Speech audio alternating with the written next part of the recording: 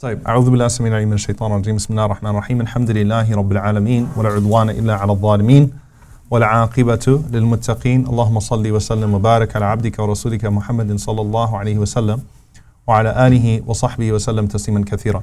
So Ibn Abbas radiallahu ta'ala anhu, he starts to be recognized at a very early age now because everyone sees how close the Prophet ﷺ is to him and how the Prophet ﷺ brings him close. Now he's documenting things. So we said he documents the ahadith, for example. He goes back and he asks the Sahaba, what happened on this day, what happened on that day. Ibn Abbas radiallahu anhu, he also says there isn't a single ayah in the Quran except I asked the Prophet ﷺ about it. Where was it revealed? When was it revealed? Why was it revealed? So he asked Rasulullah ﷺ about every ayah of the Quran. Obviously that's back to again his extensive time with the Prophet ﷺ and being a dedicated student, and then asking the Sahaba about the incidents in regards to the seerah. So he starts to become an imam for the people at a very young age. And in fact, there are some indications that he was even leading salah at times before the Prophet ﷺ passed away. Not while the Prophet ﷺ was in the congregation, but obviously leading a group of people. Aisha radiallahu anha, she once walked by and he was so young, he was leading a group of Sahaba in salah. And from the old elders of the Sahaba, the mashayikh of the Sahaba, he's leading them in salah. And he was so small that his sirwal was actually falling off, was falling down. So she sent one of the boys and she said, Irfa' sirwal al-imam, go raise the sirwal of the imam up. So while he was praying, the boy came and raised his pants up. So, so there's a lot of indication that he's really getting into this role at a very early age. But now, obviously, after the Prophet ﷺ, now he's a teenager. He starts to grow into an adult. And just some of the physical descriptions of Ibn Abbas radiallahu ta'ala anhu, he's an incredibly handsome man. And they're obviously, you say that about all of the Sahaba for the most part, but Ibn Abbas radiallahu ta'ala anhu, it's almost always noted how good looking he was. He was very handsome, tall, handsome, dhu hayba, was known for having a serious presence. Okay, when he walks into a room, he has a presence. That's what's hayba is sort of like the aura that he has of a scholar, of an alim, and people feel humbled by his presence. Light skin, tall, handsome, bright faced, and he would dye his hair with henna. He also had very broad shoulders, so he's very fit. So Ibn Abbas radiallahu ta'ala anhu, you have to understand that people would constantly note this, and that would help him especially in doing da'wah and things of that sort, right? People would mention that. Ata rahimahullah ta'ala, Ata, who's one of the students of Ibn Abbas, he once said, ما رأيت القمر ليلة 14 إلا ذكرت وجهه. That I never once saw the moon on the 14th of the month except that I remembered his face. Ata is one of his students because of how beautiful he was. He's as bright as the full moon. His face is as bright as the full moon. So he has that presence as well. The physical presence was there with Ibn Abbas radiallahu ta'ala anhu. And this is something that's well established throughout. Some of the aqwal of the Sahaba, the sayings of the Sahaba about him, the companions about him. Sa'ad ibn Abi Waqqas radiallahu ta'ala anhu. Sa'ad is the uncle of the Prophet ﷺ, one of the 10 promised paradise, the veterans of the Sahaba, the veterans of Badr. He says, مَا رَأَيْتُ أَحَدًا, I've never seen anyone. Now this is a huge testimony, a serious testimony coming from someone like Sa'ad. مَا رَأَيْتُ أَحَدًا أَحْضَرَ فَهْمًا, who was quicker to comprehend things. أَحْضَرَ فَهْمًا means he gets it right away. He comprehends everything right away. وَلَا أَلَبَّ لُبًّا, who's wiser than him. Okay? وَلَا أَكْثَرَ عِلْمًا, and who has more knowledge than him. وَلَا أَوْسَعَ حِلْمًا, and who has more forbearance and patience than him. Okay, that's a serious testimony coming from Sa'ad ibn Abi Waqqas. Obviously he knows all of the companions. He says, I've never seen anyone with quicker comprehension, who was wiser than him, who had more knowledge, and great patience and forbearance. You don't find in any of the incidents, you don't find Ibn Abbas getting angry with anyone. All right, he's not someone that explodes at people or that has that ghadab. He's a very patient teacher. He's a very forbearing person, a very soft person in that sense. Abdullah ibn Umar radiallahu ta'ala anhu, he also testifies. And what's really nice about the Abadila is that they were all friends. So we're going to see a lot of interactions between them and a lot of testimonies in each other's favor. Abdullah ibn Umar radiallahu ta'ala anhu, when he was asked about the Quran, he would point to Ibn Abbas and he would say, هذا أعلم من بقي منا بما أنزله الله على محمد صلى الله عليه وسلم. This is the most knowledgeable amongst us in regards to that which was revealed to the Prophet ﷺ. Abdullah ibn Mas'ud radiallahu ta'ala anhu, he gave him a nickname. He named him Tarjuman al-Quran, the interpreter of the Quran. And Ibn Mas'ud is an interpreter of Quran in his own right, but he testifies in the favor of Ibn Abbas radiallahu ta'ala anhu. Okay? Ubay ibn Ka'ab radiallahu anhu. Ubay is also one of the great companions, especially in authority in the Quran, one of the great Sahaba. He's the one, it seems, who have given him the nickname Habrul Ummah, the scholar of the Ummah. There's some weak ahadith where the Prophet ﷺ, called him that, but it seems like Ubay ibn Ka'ab radiallahu anhu was the first one to refer to him as Habrul Ummah, the scholar of the Ummah. Masruq ibn al-Ajda' radiallahu anhu, Masruq ibn al-Ajda', he says something very beautiful. He says, "Kuntu idha ra'aytu, qultu ajmalun nas." He said, when I saw him, I said, he is the most beautiful of people. فَإِذَا نَطَقْ قُلْتُ أَفْصَحُ النَّاسِ. And then when he spoke, I said, this is the most eloquent person I've ever seen in my life. فَإِذَا حَدَّث, whenever he gave a speech, قُلْتُ أَعْلَمُ النَّاسِ. I said, he's the most knowledgeable of people. Right, so he's testifying in all of these things. Mujahid, rahimahullah, Mujahid says about Ibn Abbas, قَالَ كَانَ يُسَمَّ الْبَحْرِ لِكَثْرَةِ عِلْمِهِ.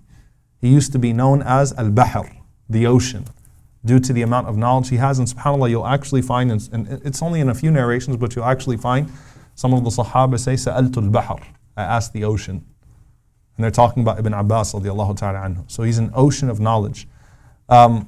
And there are many more. I can go on and on. I mean, I have a lot of these things, but I just want to mention, I think, just to give you a picture of this person. Wahb ibn Munabbih. Wahb ibn Munabbih, I hope one day, inshallah, I'll have a chance to actually talk about Wahb. Wahb is the Ibrahim of this ummah. Because Wahb was thrown, or actually that's Abu Muslim al-Khawlani. Wahb has a miracle of his own sorts. Wahb is a student of Ibn Abbas radiallahu anhu, one of the greatest of the tabi'een. قال رأيته يخطب فينا. He said, one time I was looking at him as he was giving us a khutbah, as he was giving us a sermon. يفسر بعض الآيات من سورة النور. And he was giving a tafsir of some of the ayat of Surah An-Nur. قال والله ما سمعت كلاما مثل كلام هذا أبدا. He said, I swear by Allah, I've never heard words as beautiful as those words. He says, والله لو سمعت كلامه الروم والفارس لأسلموا جميعا. So I swear by Allah, if the Romans and the Persians had all heard this man when he speaks, they would have all become Muslim. He's talking about the eloquence of Ibn Abbas radiallahu ta'ala anhu. Abi Bakr, not Abu Bakr as-Siddiq, there's Abi Bakr radiallahu anhu, who was another companion. قال قدم علينا ابن عباس البصرة. Ibn Abbas radiallahu ta'ala anhu, as he came to Al-Basra in Iraq, as he approached us, وما في العرب, there was no one amongst the Arab مثله جسما وعلما وثيابا وجمالا وكمالا. Okay, so he says that there was no one amongst the Arabs that was like him in his body, in his knowledge, in his clothes. He used to dress very, very, very nicely. He used to wear very good clothes. وَجَمَالًا, and in beauty. وَكَمَالًا, and in perfection. Meaning there are no faults in him when you see him or when he speaks. Sa'id ibn Jubayr radiallahu ta'ala anhu. I'll just give one more inshallah, then I'll go to the Umar ibn Khattab radiallahu anhu. But Sa'id ibn Jubayr, he says, كنت أسمع الحديث من ابن عباس. He says, I used to listen to Ibn Abbas speak. Now Sa'id ibn Jubayr radiallahu anhu was a great, great, great scholar. He says, when I used to hear him speak, I used to say to myself, لو يأذن لي لقبلت رأسه. If only he'd let me kiss his forehead. Just because of how much I admired him when he would speak. Tawus al-Kaysan. Tawus ibn al-Kaysan. You'll often find the name Tawus in tafsir as well. Tawus radiallahu anhu. Tawus, he was criticized by some people because he's a tabi'i. And the tabi'in used to kind of just go and sit in all of the different majalis of the Sahaba. They used to go sit in all of the halaqas. He only used to sit with Ibn Abbas. So they asked him why, he just sticks to Ibn Abbas. Right? You came all the way from Yemen and you've got all of these companions. All you do is you follow Ibn Abbas. He said, because when I first started off, I used to go sit with all the Sahaba. And he said, I met over 500 of them. And he said, but every time they'd sit and they'd differ, they'd always end up agreeing with Ibn Abbas. So I said, why don't I just go spend all of my time with Ibn Abbas? They'd always arrive at the statement of Ibn Abbas when they differed with themselves. So I just said, I'm just going to dedicate my life spending time with Ibn Abbas. And Tawus became an imam in Medina. He became an imam of the tabi'een, a great scholar in his own right. So Ibn Abbas radiallahu anhu has a lot of presence from a very, very young age. His murabbi, the one who really raises him after the Prophet ﷺ, is Omar ibn Khattab radiallahu anhu. Umar radiallahu ta'ala anhu loved Ibn Abbas. And he really emboldened him. He gave him a sense of confidence. He put him on a pedestal throughout his khilafah. And Umar radiallahu ta'ala anhu, he used to, Abdullah ibn Umar, he says that my father, sometimes he would grab Ibn Abbas, and he says that I remember when the Prophet ﷺ used to grab you. فَمَسَحَ رَأْسَكَ, and he wiped over your head. فَتَفِلَ فِي فِيكَ. The Prophet ﷺ mixed his saliva with your saliva. وَقَالَ اللَّهُمَّ فَقِّهُ فِي الدِّينِ وَعَلِّمْهُ التَّأْوِيلَ. And I remember the Prophet ﷺ making that dua. Oh Allah, grant him an understanding of the religion, grant him proper interpretation. So Umar radiallahu ta'ala anhu, he used to go and he'd hug him like the Prophet ﷺ did, and he'd tell him, I remember when the Prophet ﷺ used to do this to you. And so Ibn Abbas radiallahu anhu, he really, really loved Umar ibn al-Khattab, and he really, Umar ibn al-Khattab became a mentor to him in many ways. And subhanAllah, Ibn Abbas was the only one known for the marks under his eyes after Umar ibn al-Khattab. Umar radiallahu anhu had marks under his eyes min kathrat al-buka, because of how much he used to cry in Qiyamul Layl. The only one of the companions that had those marks was Ibn Abbas radiallahu ta'ala anhu after Umar ibn al-Khattab radiallahu anhu. They used to sit with one another and they would advise one another and they'd both start crying. Subhanallah, hada Sheikh al-Kabir, this old man, huge man, Sahabi, and this young teenager, they would sit with each other and they'd give nasiha to one another, and they would bring each other to tears. And it's funny because Al-Abbas radiallahu anhu, he saw how much Umar loved him. And Al-Abbas tells his son, he says to Abdullah, because Abdullah is still young, he says, listen, Inna Umara yudnika. Umar clearly has a particular liking. He said, so take my advice. فَحْفَظْ عَنِّي ثَلَاثَ. Remember 3 things. لَا تُفْشِينَ لَهُ سِرًّا. Don't you ever share one of his secrets. وَلَا تَخْتَابَنَّ عِنْدَهُ أَحَدٍ. And don't you ever backbite in his presence. وَلَا يُجَرِّبَنَّ عَلَيْكَ كَذِبًا. And don't ever let him catch you lying. Meaning, if you want Umar to keep liking you and you don't want to upset him, make sure that you never share a secret of his, you never backbite in his presence, and you never let him catch you lying, because then he won't care for you anymore. So he said, make sure you remember these 3 things. Umar radiallahu ta'ala anhu, he once said to Ibn Abbas radiallahu ta'ala anhu, قال إنك لأصبح فتياننا وجها. إنك لأصبح فتياننا وجها. That you are the most bright and beautiful in the face of our youth. وأحسنهم عقلا. And the best of them in intellect, the most knowledgeable of them. وأفقههم في كتاب الله. And the most knowledgeable of them in the book of Allah subhanahu wa ta'ala. So Umar radiallahu anhu, he didn't just feel this way about him, he actually gave him a position. Umar radiallahu ta'ala anhu appointed Ibn Abbas as a khatib at the age of 16. Okay, that's the first year of the Khilafah of Umar. So you have Ibn Abbas radiallahu ta'ala anhu giving khutbah, giving sermons at the age of 16 years old. At the age of 17 years old, the second year, Umar radiallahu ta'ala anhu appointed him to his shura. Okay, to those that he would consult. And this was really, really, really awkward, because all of the shura of Umar al-Khattab were old people. They were all elders. Why were they all elders? Because they were the veterans of Badr.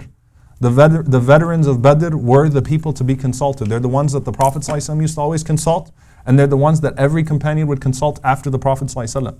So now you have this teenager sitting amongst the veterans of Badr, and it really, really, really used to annoy some of the veterans of Badr. And Sa'd ibn Abi Waqqas radiallahu ta'ala anhu, he says, لَقَدْ رَأَيْتُ عُمَرْ بن الخطاب. He said, I saw Umar ibn al-Khattab يَدْعُوهُ لِمُعْضِلَةِ الْأُمُورِ وَمَا عُمَرْ أَهْلُ بَدْرٍ مِنَ الْمُهَاجِرِينَ وَالْأَنصَارِ. He said, I used to see him call Ibn Abbas to sit with him and consult him in the presence, for very important things, the most important of matters. It wasn't just like he'd consult him for what food are we going to serve at Eid or something like that. No, like he's not just bringing Ibn Abbas for some of the minor decisions and details. He's consulting him on matters of war and on matters of conquest and on matters of fatawa and fiqh and state law and all kinds of stuff. And he's sitting with the veterans of Badr from the Muhajirin and the Ansar. So one time, Abdurrahman ibn Auf radiallahu ta'ala anhu, who's one of the veterans of Badr, Abdurrahman ibn Auf, he said to Umar ibn al-Khattab radiallahu anhu, he said, Inna lana abna'an mithla hada. He said, look, we have sons that are his age too. Why are you just calling him? If you're going to call him at that age, why don't you call our sons as well? And Umar radiallahu ta'ala anhu, he replied, Innahu min haythu ta'lam. He said, look, you know exactly why. You know the position that he has with the Prophet sallallahu alaihi wasallam. You know the position that he has with me. But they still would get, kind of annoyed and kind of it just wasn't comfortable for them to have this teenager sitting amongst them. So Umar ibn Khattab radiallahu ta'ala anhu, he sat them all together and he asked them about Surah Al-Nasr. This is the famous incident that took place. He said, إِذَا جَاءَ نَصْرُ اللَّهِ وَالْفَتْحِ وَرَأَيْتَ النَّاسَ يَدْخُلُونَ فِي دِينِ اللَّهِ أَفْوَاجًا فَسَبِّحْ بِحَمْدِ رَبِّكَ وَاسْتَغْفِرْ إِنَّهُ كَانَ تَوَّابًا. What is the meaning of the last ayah of Surah Al-Nasr? When the help of Allah subhanahu wa ta'ala comes in the conquest and you see people entering into Islam in waves and throngs, فَسَبِّحْ بِحَمْدِ رَبِّكَ, declare the perfection of your Lord, وَاسْتَغْفِرْ, and seek His forgiveness, إِنَّهُ كَانَ تَوَّابًا. Allah Azza wa Jalla is the acceptor of repentance. So Umar radiallahu anhu asked all the Sahaba that were sitting there, he said, what do you think this ayah means?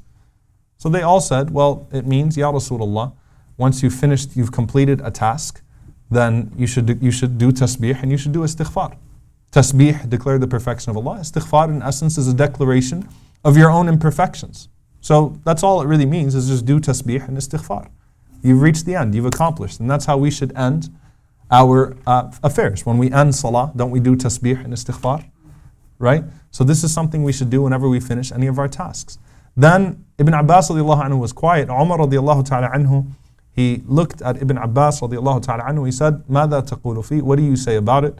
قال إنها أجل رسول الله صلى الله عليه وسلم أعلمه الله فيه. It was the death of the Prophet صلى الله عليه وسلم. Allah was making him aware of it. Allah was basically telling the Prophet صلى الله عليه وسلم, you're going to die now. Your affairs are complete, you've done what you have to do, now you're going to die. Umar radiallahu ta'ala anhu, he said, وَاللَّهِ مَا أَعْلَمُ مِنْهَا إِلَّا مَا قُلْتَ فِيهَا يَا ابْنَ Abbas. He said, I swear by Allah, I know nothing of it except of that which you have said, O Ibn Abbas. Meaning you're right, the rest of them are wrong. Why? Because Umar radiallahu ta'ala anhu, why did he know this? Because Umar was one of those that, he was the one that denied the death of the Prophet ﷺ. So Umar had to have it explained to him that the Prophet ﷺ was indeed dead. And so he came to know that this ayah was revealed as an announcement of the death of the Prophet ﷺ. There is another time there where Umar radiallahu anhu summoned the companions. And this narration is narrated in Al-Hakim, where Umar radiallahu ta'ala anhu asked them about Laylatul Qadr. When is the night of the decree? And so they said, look for it in the last 10 nights of Ramadan. That's what the Prophet ﷺ said. And so he started asking them to give their justifications, what night you think it is. So Ibn Abbas did not say anything until the end. Umar radiallahu ta'ala anhu waited for him to speak, and then Umar looked at him and Umar said, you're not just here to be quiet, you need to say something. What's your opinion? So Ibn Abbas radiallahu ta'ala anhu said, it can be any one of the last 10 nights, but most likely it's the 7th of the last 10 nights. He said, why? He said, because Allah Azza wa Jal mentioned the creation of 7 heavens, 7 earths. He created the human being in 7 stages. He created the plants of the earth in 7 categories. He starts mentioning the virtues of the number 7 basically. So Umar radiallahu ta'ala anhu, he said that what you said is known, but he said, what do you mean by 7 plants? And he said, didn't Allah subhanahu wa ta'ala say, sab'a sanabil, okay, 7 grains, 7 plants from which the grains would come. So he said there is a mention of 7 there as well. Umar radiallahu ta'ala anhu, he then looked at the rest of the Sahaba and he said, none of you had a deeper answer than Ibn Abbas. And he said, that's why he's here. And Umar radiallahu ta'ala anhu, he said to him, I used to order you not to speak until all of them have spoken, but now I order you to speak at the same time. Meaning you don't even have to wait for them to finish and then, okay, Ibn Abbas, what's your opinion? No, from now on, you speak just like they speak. Umar radiallahu anhu would put him at that level. And Umar al-Khattab, when Ibn Abbas would start speaking, and you can see, especially when you read his tafsir, Ibn Abbas radiallahu ta'ala anhu really can dive deep into a meaning. So Umar radiallahu anhu, when Ibn Abbas would be speaking, he would say, Ghus ya Ghawwas, Ghus ya Ghawwas, Ghus ya Ghawwas. He kept saying that. Al-Ghawwas is the diver that collects the pearls at the bottom of the ocean. So he would say, dive deeper. Dive deeper. Ya Ghawwas, oh you who dives, dive even deeper. Because Ibn Abbas was pulling out such profound meanings from everything that was said in the Quran that Umar radiallahu ta'ala anhu was amazed by that. Okay? And Imam Hassan al-Basri rahimahullah, he says that Ibn Abbas radiallahu ta'ala anhu, he occupies a high status in every single Islamic science. Right? Any field, he occupies a high status. في القرآن له مقام وفي الحديث له مقام وفي الفقه له مقام. I mean, usually with the Sahaba, some of them have a status in one thing, whatever it may be, but Ibn Abbas is there in everything. And he says that he used to sit on the minbar of the Prophet ﷺ. This is after the Prophet ﷺ passed away. وَجَعَلَ يُفَسِّرُ فِي آيَاتِ الْقُرْآنِ. He'd start doing tafsir of the ayat of the Qur'an, starting from Surah Al-Baqarah, ayatan wa ayah, going from ayah to ayah, verse by verse, in depth. And he said, anytime anyone mentioned Ibn Abbas radiallahu anhu in the presence of Umar bin Khattab radiallahu ta'ala anhu, he would say, ذَلِكَ الْفَتَى الْكُهُولِ ذَلِكَ الْفَتَى الْكُهُولِ. Al-Kuhul يعني المتقدم بالسن. Like that's a young man that's way older than his actual age. له لسان سؤول. He has a tongue that asks a lot of questions. وقلب عقول. And a heart that understands. Right? So Umar radiallahu ta'ala anhu said, ذلك الفتى الكهول له لسان سؤول وقلب عقول. That's a young man who is way ahead in terms of his age, who has a tongue that is accustomed to asking for beneficial things, and a heart that understands, a heart that's able to grasp things. Umar radiallahu anhu, he once asked Ibn Abbas radiallahu ta'ala anhu, is there anything that you don't understand from the Qur'an? Meaning you seem to have in-depth knowledge about everything. He said, I understand the whole Qur'an except for 3 words. He said, Al-Raqim, Ghislin, and Hanana. Al-Raqim, Ghislin, and Hanana. He said, I don't understand those 3 words, the depth of those 3 words. He said, so those 3 words, I can give you a tafsir of the entire Qur'an except for those 3 words. I don't know the answer to those 3 words. And subhanAllah, their relationship, the relationship between Ibn Abbas and Umar, and this is what I really love about it, is that it really wasn't, subhanAllah, just limited to just, sit in the gathering with the Khalifa and be all serious and be on your best behavior. Umar ibn Khattab radiallahu ta'ala anhu, one time he was walking, and Ibn Abbas radiallahu ta'ala anhu was playing around with some of the other young men. And what they were doing was they were sticking their head into water to see who could hold their breath under the water the longest. Even this Habrul Ummah, the scholar of the Ummah, he had a lighter side, he had a good time. So all these young men, they're all teenagers and younger guys. And so they're sticking their heads in the water and they're counting and seeing how long. So Umar ibn Khattab walks by. And now Ibn Abbas doesn't clean himself up and stand straight here we go. Umar ibn Khattab radiallahu anhu says, what are you guys doing? He's the Khalifa now. Ibn Abbas radiallahu anhu says, Ya Amir al-Mu'mineen, you're too old for this. Don't worry about it, right? We're having fun. We're doing the young guys thing. You just go on about your business. Bakhim bakh ya Amir al-Mu'mineen. Go on. You're too old for this stuff. Don't even worry about it. So Umar ibn Khattab radiallahu anhu, he walks up to Ibn Abbas, he sticks his head in the water and he puts his head in the water and they start counting. And Umar radiallahu anhu, he beats him. So subhanAllah, they even had that playful relationship. And that's the murabbi, that's the tarbiyah side of Umar ibn Khattab radiallahu anhu, that he was really a mentor to these young people. And you'll find it with all of the abadila, all of them had a strong relationship with Umar ibn Khattab radiallahu anhu, where they could have that type of relationship. They did have one run-in between Umar and Ibn Abbas, where Ibn Abbas upset Umar ibn Khattab. Okay? But, so this is it's a very interesting story. Ibn Abbas radiallahu anhu, he says, one time I was sitting with Umar ibn Khattab, and a man came from another group of people, and Umar radiallahu ta'ala anhu asked them about their memorization of the Qur'an.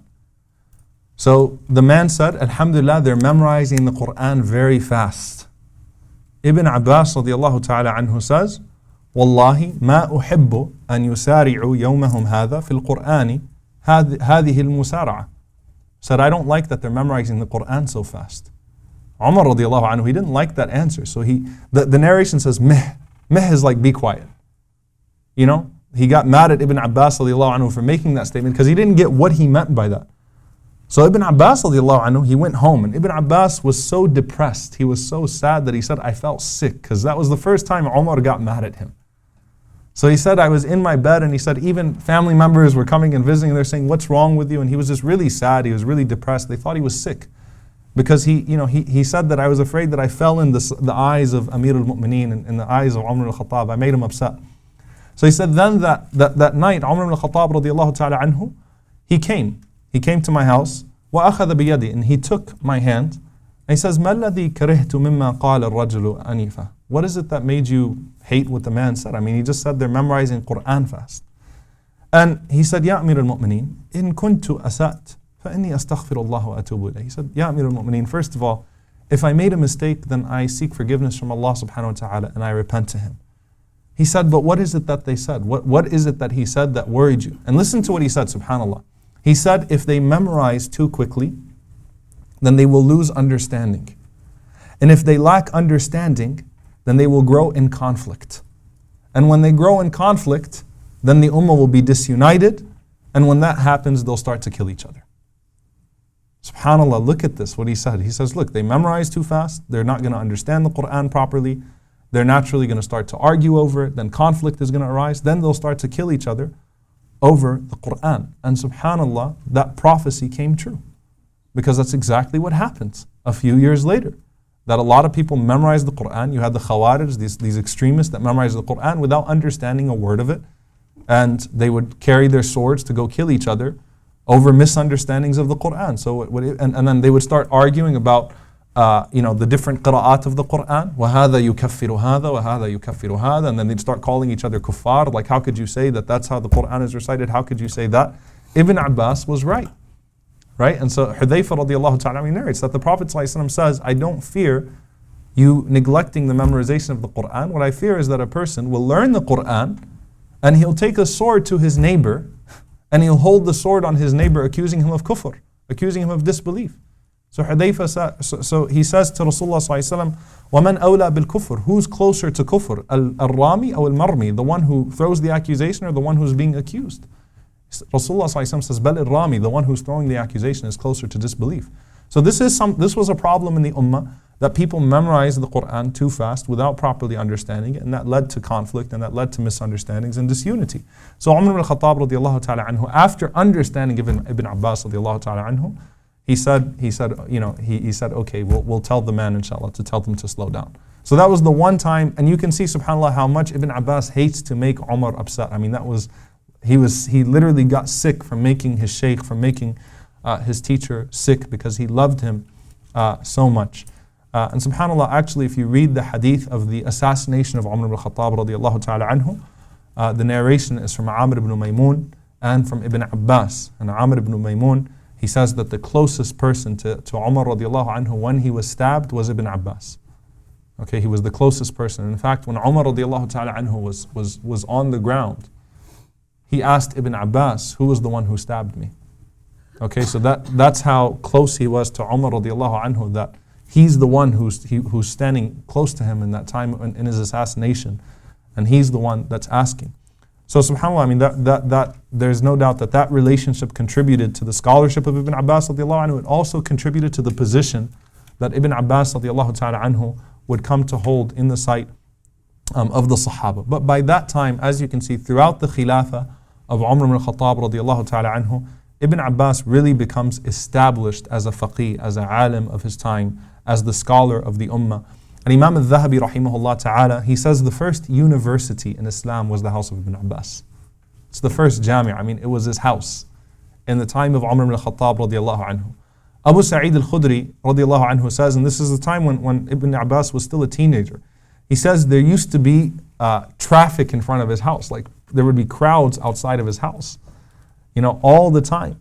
So eventually, in order to control those crowds, he started giving a day for Quran, for example. So anyone who wants to ask about Quran, today this is what the house is for. Everyone else, don't come in today. A day for hadith, a day for fiqh, okay? A day for al-lugha wa shi'r, language and poetry. A day for history, wal-maghazi, seerah, and so on and so forth. So he started to actually break up the days. And he'd say, today we're going to cover this subject, so that they could control that traffic. And subhanAllah, he would have Nafi' ibn al-Azraq. Nafi' ibn al-Azraq, he says that I once put before him 200 questions. I asked him 200 questions and he replied to each of them with a poem. Meaning he was extremely eloquent to that point that he could reply to the question with poetry.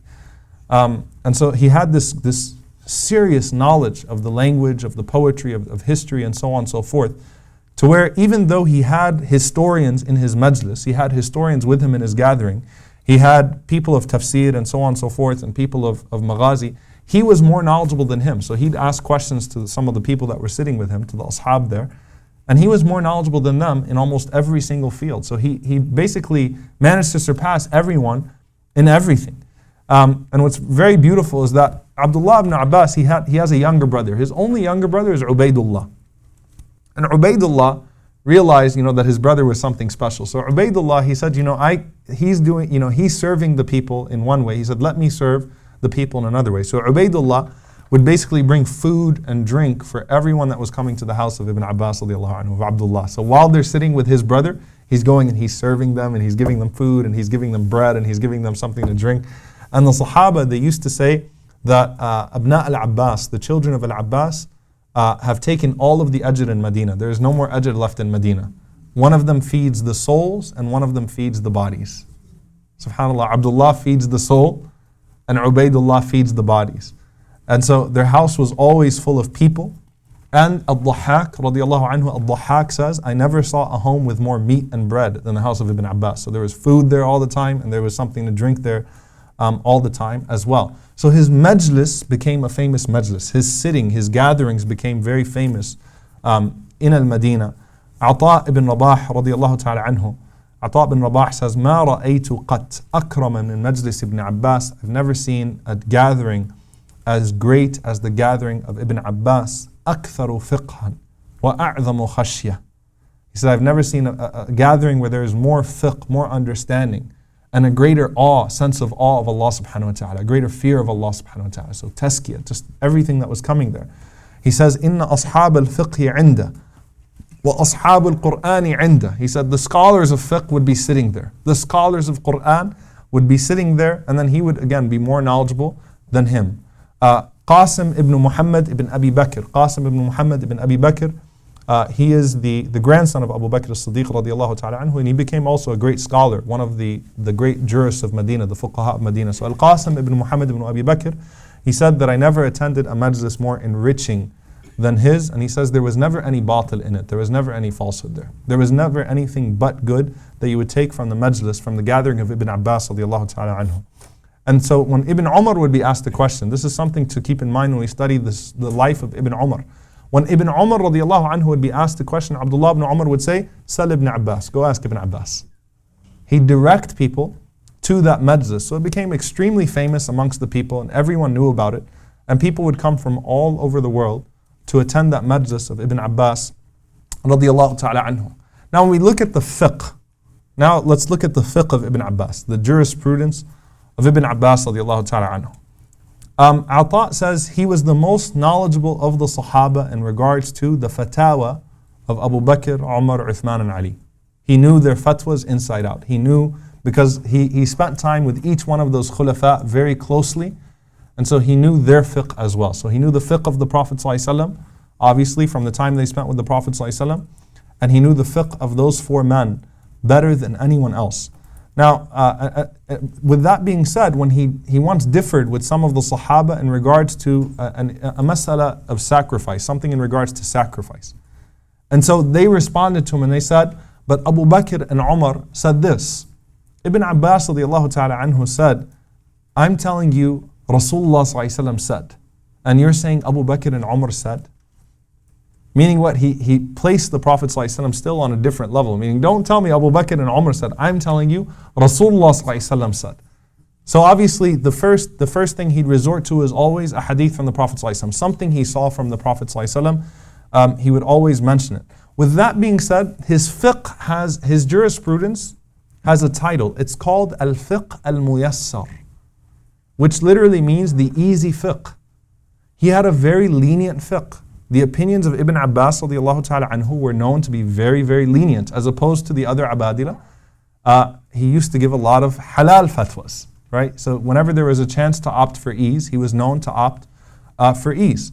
And that used to, bother some of the other Sahaba. That was the source of some of the arguments between him and some of the other companions, was that he was very easy and lenient in giving fatwas. So you find that a lot of times when you go to a mas'ala, an issue of for example, a jam'u, jam'u salatain, to do jam' between two salawat, two prayers, you'll find Ibn Abbas has the easiest opinion, right? He has the easiest opinion on most things, okay?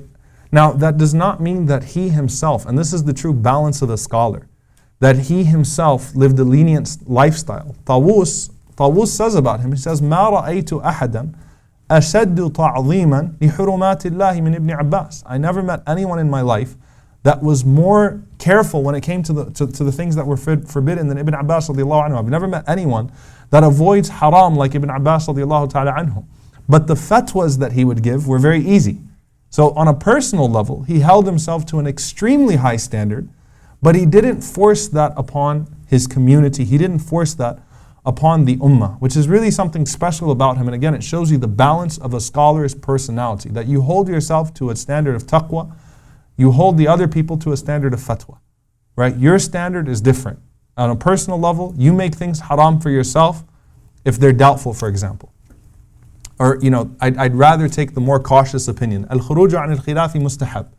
To always leave the difference of opinion is recommended. It's rewarded by Allah subhanahu wa ta'ala. Anytime you can leave a difference of opinion and you can opt for the safer side, you will be rewarded by Allah subhanahu wa ta'ala. Even if you're not convinced of the safer opinion. But you cannot hold other people to that fatwa. So this was a constant argument between him and some of the Sahaba. And we'll see, there's an argument that got so heated between him and Abdullah ibn Zubayr over halal and haram that Ibn Zubayr said to him, لَإِن لَمْ تَنْتَهِ لَأَرْجُمَنَّكَ. If you don't stop, I'm going to stone you. You need to calm, they really had a lot of they loved each other, but they found him to be very, very, very easy. Now, was this just him making up halal things? No. Ibn Abbas radiallahu ta'ala anhu says, لِكُلِّ مَسْأَلَةٍ, for every single issue that I studied, I asked no less than 30 Sahaba about it. I asked no less than 30 companions about every single one. So it's not like he was just picking up the Quran and saying, you know what, this doesn't mean that, this means this. Or you don't have to do this. No, he did his diligence. He would ask the companions of the Prophet ﷺ, the senior companions of the Prophet ﷺ. But Ibn Abbas radiallahu ta'ala anhu, he said that when, he quoted the hadith of Aisha radiallahu ta'ala anha, that whenever the Prophet ﷺ was faced with two matters, ikhtara aysarahuma, he chose the easier of the two. So he said, wherever there's room to be easy, I will be easy. But that doesn't mean he's going to make haram halal. It's just wherever he sees an issue, he will always choose, or he will likely choose, the easier one. Okay? And it's not just knowledge that you need to have to be a scholar. Right? The fiqh of Ibn Abbas is not just that he was able to convey many opinions. Ibn Abbas radiallahu anhu had deep perception. When he looked at you, he knew which fatwa you needed. And that's a quality that the ulama always mention, that a scholar should have. When they look at you, fiqh is not black and white. What might be halal for you is not necessarily halal for that person. My advice to you might not be the advice I'd give to another person, because a scholar should be able to tell your situation and tell where you're at. So Ibn Abbas radiallahu anhu, just to give you this scene, Ibn Abbas is sitting one day and a man asks him a question. He says, if a man killed somebody and he sought forgiveness from Allah subhanahu wa ta'ala, will Allah forgive him?